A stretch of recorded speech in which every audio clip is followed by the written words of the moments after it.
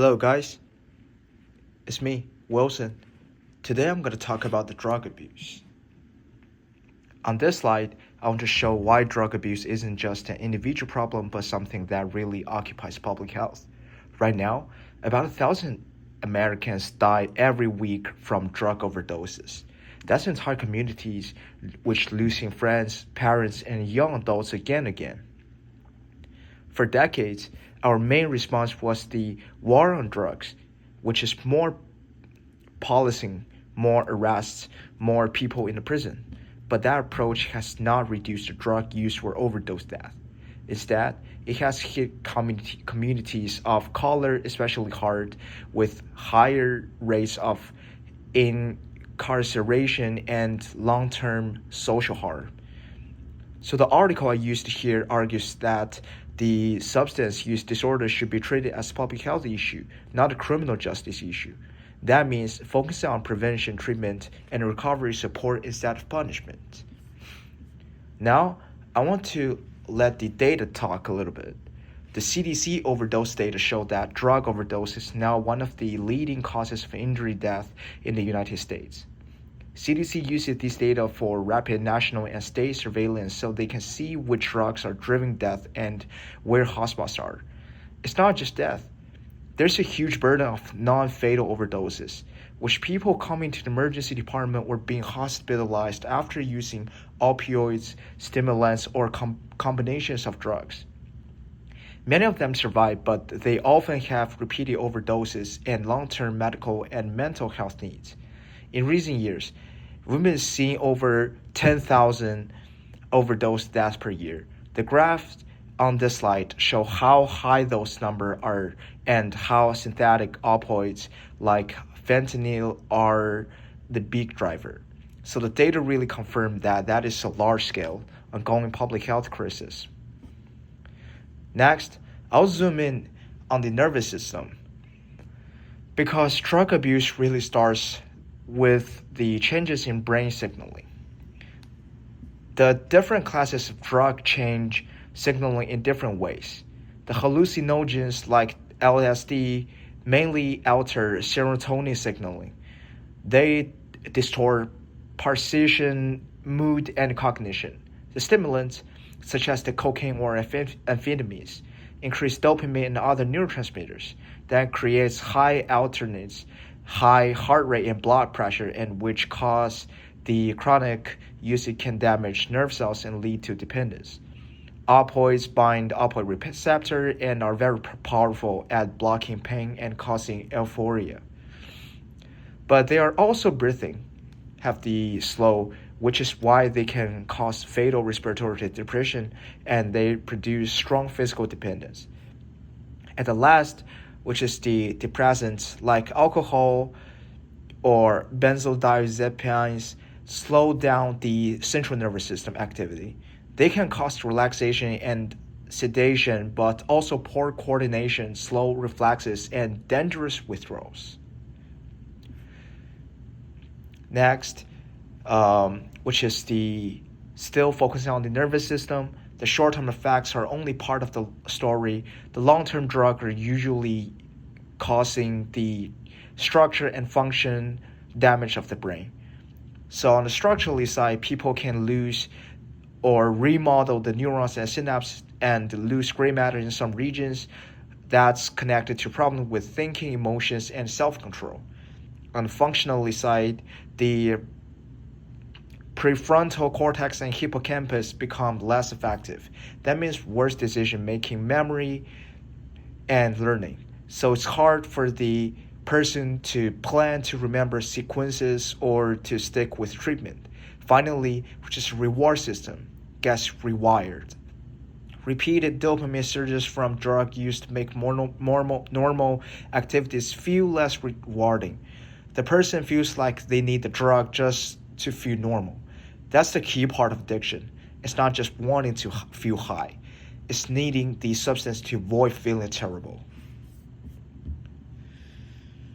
For the cardiovascular system, the drug abuse also has major effects on the cardiovascular system.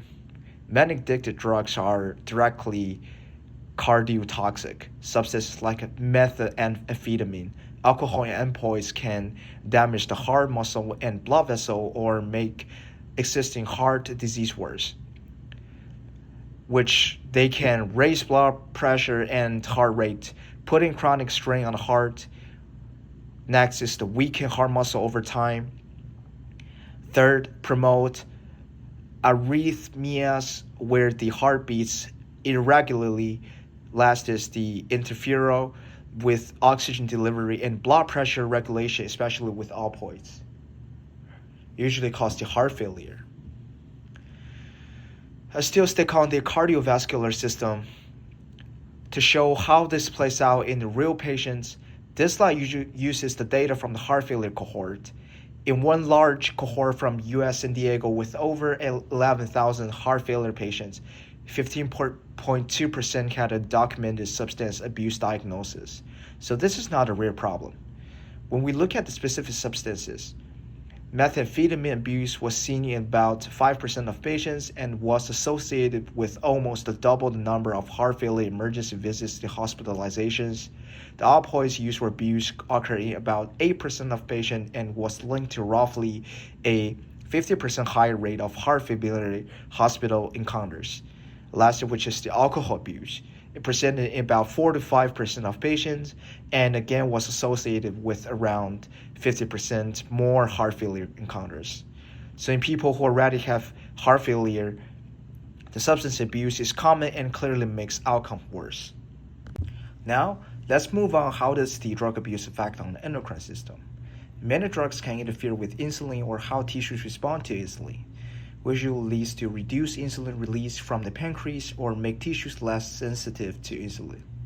This results in hyperglycemia and higher risk of new onset diabetes or worsening of existing diabetes, especially in people who already have risk factors like obesity or family history. That's another layer of the cardiovascular and kidney risk. Drugs can also disturb salt, water, and electrolyte balance. Some such substances affect hormone like ADH, the antidiuretic hormone, which control water balance. For example, certain psychoactive drugs and antidepressants can cause SIADH, which too much ADH is releasing. That leads to dilutional hyponatremia or low sodium, which can cause headaches, confusion, or even the seizures. Next, let's still stick on the endocrine system.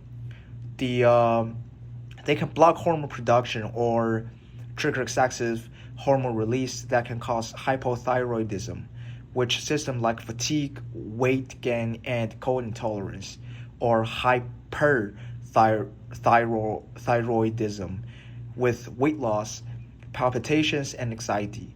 Drugs can also interfere with the hypothalamus pituitary gonadal excess. That may reduce LH and FSH, which are crucial reproductive hormones.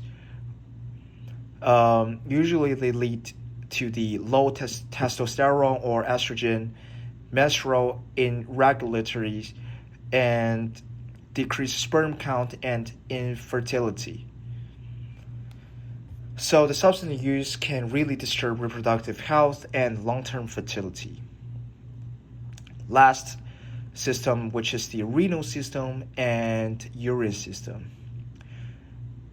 The kidneys are another major target of drug-related harm. Many drugs, including alcohol, cocaine, opioids, or MDMA, they are nephrotoxic.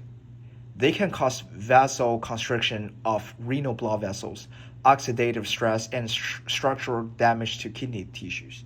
Over time, this can progress from kidney injury to chronic kidney disease to end-stage renal disease requiring dialysis or transplant.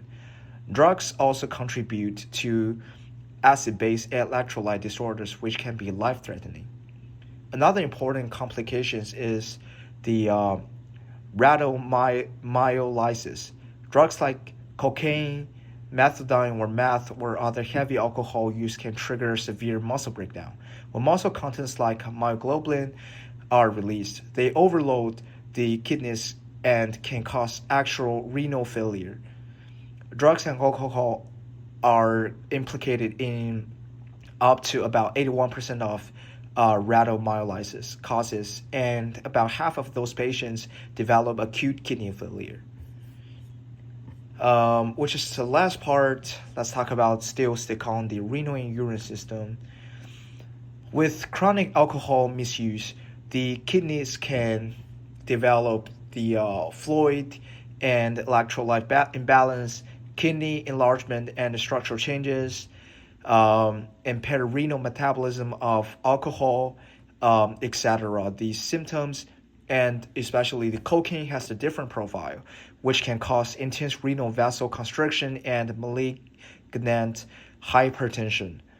Usually leads to renal hypertension, thrombotic microangiopathy, and renal infraction, rhabdomyolysis, oxidative damage to kidney tissues, etc. So different drugs damage the kidney through different mechanisms, but the end result can still be serious kidney diseases.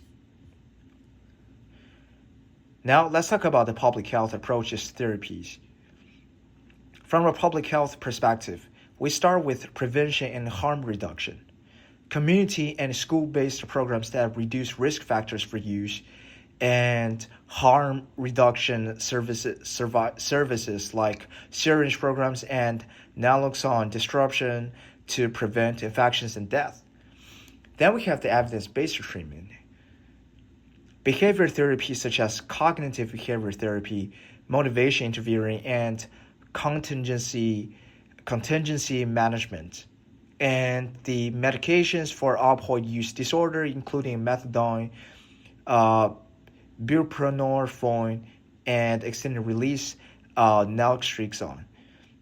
Integrated care that also treats co-occurring mental health conditions. Finally, at the system and policy level, we need to expand access to those Medicaid and insurance parity laws, and use data to target resources where they're needed most. All of this reflects the idea that substance use disorder is a treatable health condition. Which is lastly, the drug abuse affects the whole body. Drug abuse starts in the brain, change signaling and driving craving. Those nervous system changes push up the heart rate, blood pressure, and stress hormone, which damage the cardiovascular system. When the cardiovascular system damaged, like hypertension and heart failure, they affect the kidneys and the brain by reducing blood flow and causing clots or strokes. At the same time, the drugs disrupt endocrine hormones such as insulin, thyroid, or sex hormone, which is FSH and LH, leading to the diabetes, metabolic changes, and reproductive problems that further strain the heart and kidneys. Finally, once the kidneys are injured, they can't clear drugs or toxins as well. Electrolyte imbalances and fluid overload make heart failure and brain dysfunction even worse. So instead of thinking about drug abuse as one organ problem, we can see it as a whole body disease that links the nervous system, cardiovascular, endocrine, and renal systems together. That's why the public health, whole person approach is so important. These are my references pages. Thank you so much. Thanks for listening, and hope to see you next time.